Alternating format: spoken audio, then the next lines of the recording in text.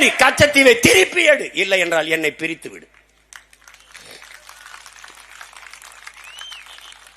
இது சட்டசபையில் தீர்மானம். மாநில அரசு போடுகிற சட்டங்களை நாங்கள் மதிக்க வேண்டியதில்லை. அப்ப நீ போடுற சட்டத்தை நான் என்ன மாயத்துக்கு மதிக்க வேண்டும்? என் வரி வேணும், என் வரியை நாக்க போட்டு நக்கி நக்கி திம்ப இந்திய பெருநிலத்தை, இந்த நாட்டின் பொருளாதாரத்தை நிரப்புவதிலே மராட்டியன் முதல் இடத்திலே, மானத்தமிழன் இரண்டாவது இடத்திலே. வெக்கமா இல்ல? வெக்கமா இல்ல?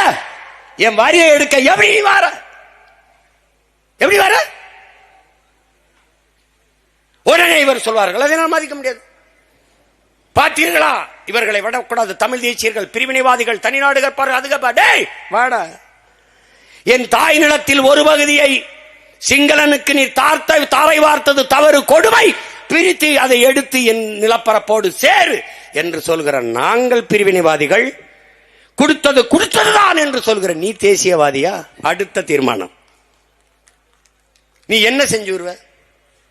ஆட்சி என்னடா செய்வ? ஆட்சியை கலைப்ப, மறுபடியும் தேர்தல் வைப்பிலடா, அதுலயும் நாங்க நிப்போம்லடா. இங்க மான தமிழச்சி மாறல பால் குடிச்சு மானமும் வீரமும் அறமும் உயிரென்று வாழ்ற மறவர் கூட்டம் கோடி கோடி. அன்னைக்கு ஒரு ஓட்டு நீ வாங்க முடியாது, மொத்தமா நாங்க தான். அன்னைக்கு 117 இடம் என்று நாங்க ஜெயிச்சிருந்தோம்னு வச்சுக்க, இப்ப 234 நாங்க தான். நீ ஒரு தடவை விட்டு பாரு. அப்படி ஏன் அப்படி சண்டை போட நிமிந்து நிக்க வீர மறவன் இங்க ஒருத்தனும் இல்ல. எல்லாம் நாங்கள் வரி கொடுக்க முடியாது என்று சொல்ல எவ்வளவு நேரமாகும்? அந்த நேரம் எப்பயா? அந்த நேரம் எப்ப? இப்படி ஒரு கொடுமை நீ வசமா சிக்கிக்கிட்ட தம்பி.